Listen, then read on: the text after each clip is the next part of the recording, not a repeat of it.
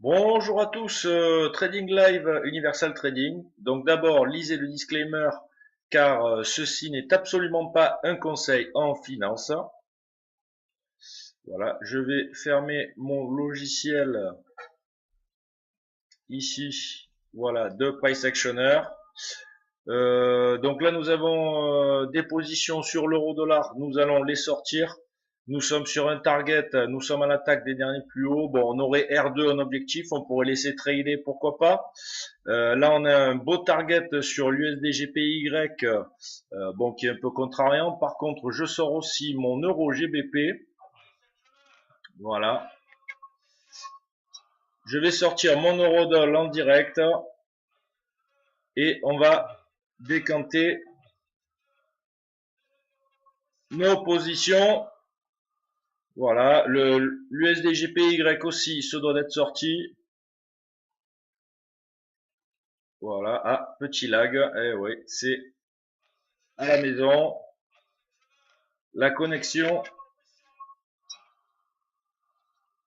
voilà, la connexion n'est pas aussi bonne que chez UTF. Donc, ben, oui, là, ça a été assez rapide parce qu'on était déjà un peu en position par rapport au trading live. Malheureusement, les opportunités arrivent ben, un peu quand quand elles arrivent, quoi. Donc, c'était pas mal de les prendre en direct. Alors, j'espère que tout le monde m'entend bien pour cette première de chez moi. Voilà, n'hésitez pas donc à poser vos questions.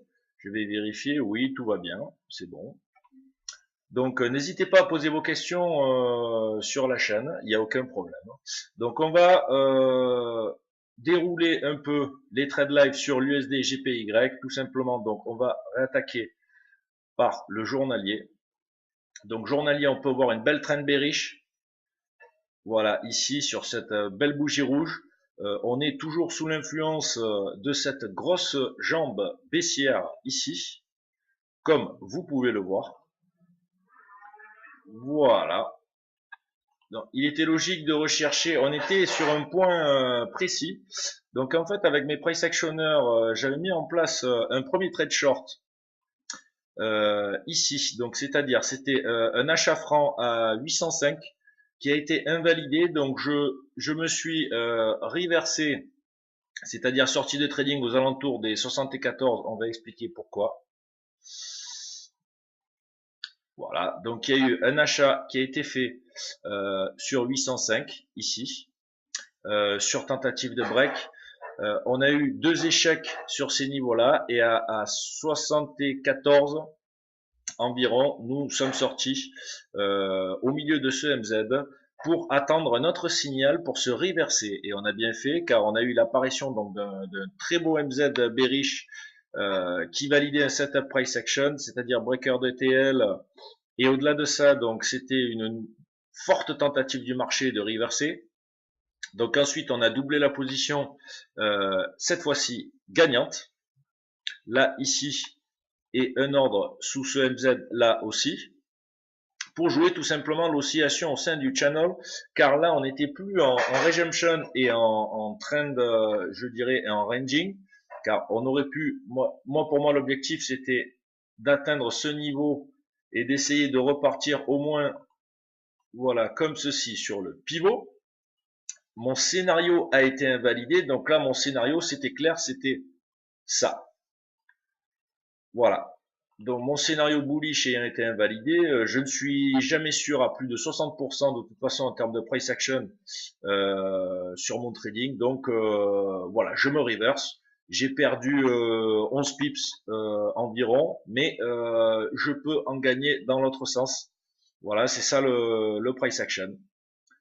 Au niveau de l'euro-dollar, donc on avait vu aussi avec nos price actionneurs tout à l'heure, on était sur le forum.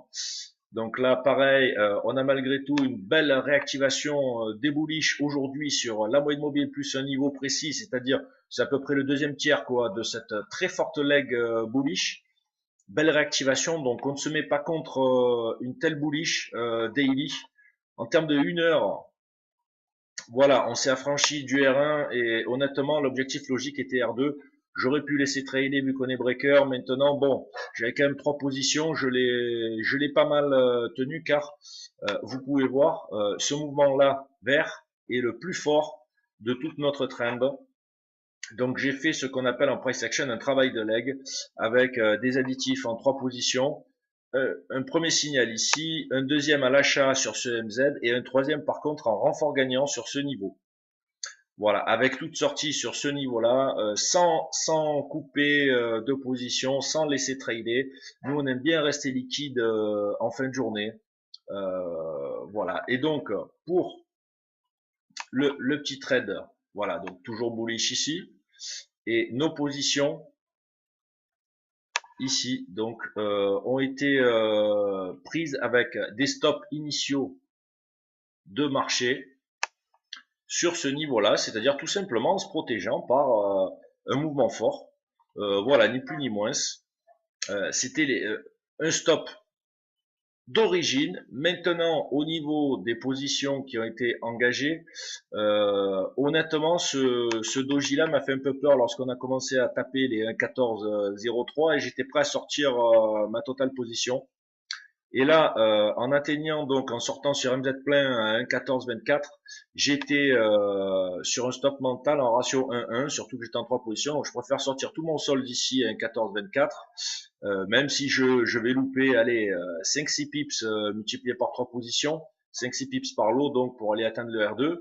Mais au moins, je reste liquide et je décaisse toutes mes positions, sachant que l'USD-GPY est quand même sur bas de channel. Voilà. Par rapport à l'euro GBP, donc on peut voir une trend ici qui est quand même bullish. Pareil, belle réactivation, deuxième réactivation de la part des bullish de cette belle leg de reprise. Les bullish ici veulent créer le higher low. Pour l'instant, on est toujours à la hausse. On essaye de reprendre du jus par rapport à l'écrasement qu'on a eu au sein du canal depuis le 8 avril. Car vous le voyez peut-être pas visuellement, je vais le tracer, mais voilà, nous avions une forme de canal à peu près, pardon, comme celle-ci. Voilà, excusez-moi.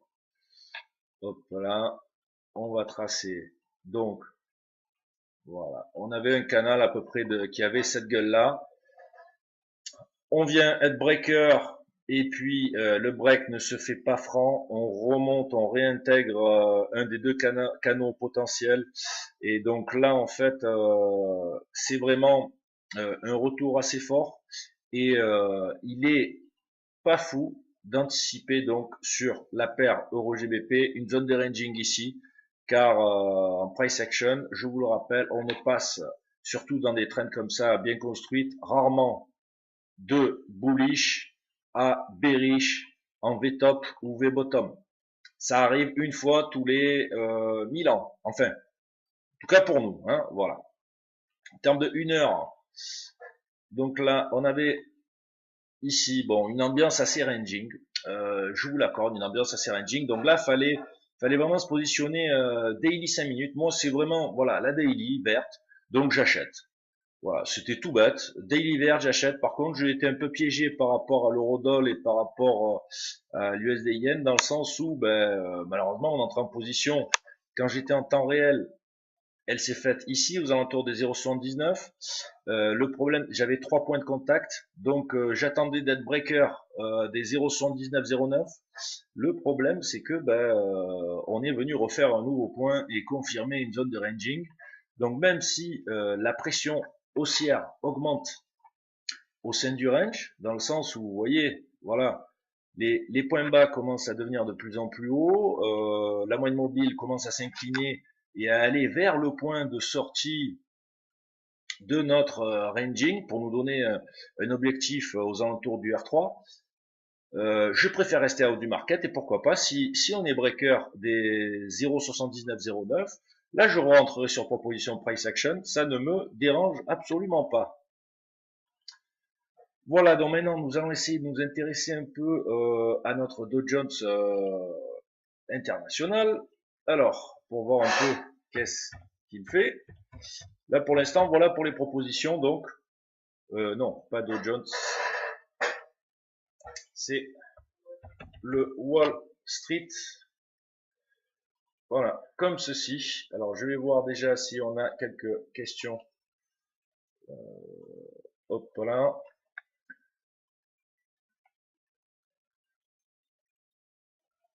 Alors, ah oui, monsieur Benny nous dit qu'à Marseille, eh oui, le rond-point du Prado est totalement coupé. Ouais, ouais, il y a un blocage, il y a pas mal d'embouteillages, ouais, j'ai cru entendre ça. Donc, en effet. Alors, sur le Wall Street, bon, ben, on voit que on est vraiment en ranging, hein. On va essayer de voir un peu en journalier, qu'est-ce qui se passe. Bon, ben voilà, il est vraiment ennuyeux en termes, sur le long terme là, le Dow Jones, parce qu'on sait qu'on est sur une zone de bataille critique. Là, voilà, toute cette zone-là, ça va être du ranging, ça va être du ranging, ça va être de la vente sur les bornes supérieures, de l'achat sur les bornes inférieures, et toujours du trading intraday. Bon, nous, ça ne nous dérange pas parce que nous, on apprécie le trading intraday, mais bon, pour ceux qui restent sur des UT sup, ça va être un peu plus compliqué, je pense, pour trader et sélectionner un sens. Voilà, la 1 heure quand même dégage quelques signaux. Notamment, on avait dégagé un signal pardon, depuis le 6 mai, bullish, qui a été perpétué sur 2-3 legs. Voilà, on arrive sur une zone critique de suite. Voilà, la borne des 17 912 est revendue. Bon, le pullback est bilatéral en termes de 1 heure. Voilà, comme ceci. Donc on pourrait pourquoi pas avoir une extraction par le haut pour aller rechercher encore ce dernier point à 31, mais c'est délicat. C'est très délicat, sachant que on se tient sur une belle TL. Voilà, on attaque une belle TL, donc casser la TL voudrait dire reprise de contrôle de la part des riches, bref. Vous m'avez compris, encore un beau sac de nœuds, quoi, un beau ranging. Donc là, intervention sur borne uniquement.